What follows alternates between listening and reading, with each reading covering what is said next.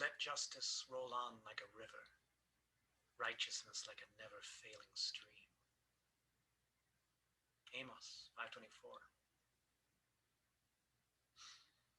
You know, the Bible talks a lot about justice, about how much God loves it, about how he will administer it, but always in the future tense. 3,000 years, give or take, since we've been waiting for justice. Somehow we're always waiting. Always waiting. Jesus and Paul were big on waiting, you know. Turning the other cheek, don't revenge, but let God repay the wicked, so on and so forth. The funny thing is, though, God never changes. So what do we do with Proverbs, then? Whoever says to the guilty, you are innocent, will be cursed by peoples and denounced by nations, but it will go well with those who convict the guilty, and rich blessing will come on them. It doesn't really work that way, though, does it? It's a dilemma. The prophet Zechariah wrote, "This is what the Lord Almighty said, administer true justice." Moses wrote, "Follow justice and justice alone, and do not pervert justice.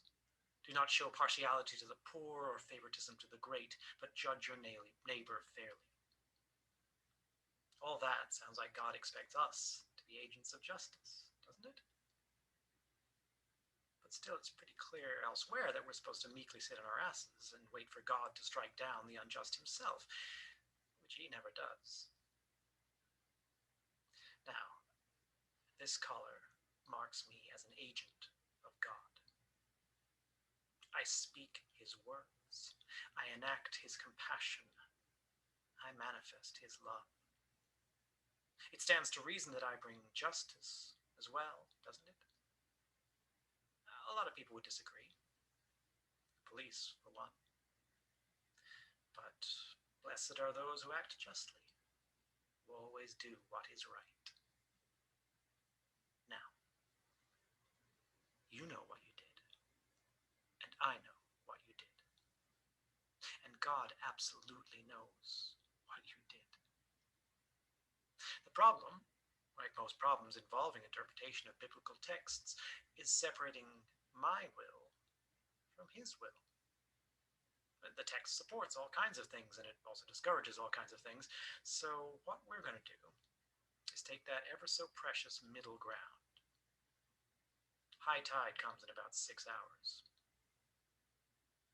I'll come back here when it's receded, and we'll see if God has decided on justice for your victims, or if he's in the mood for mercy. After all, it is written, "It is mine to avenge. I will repay." And I won't take that away from him.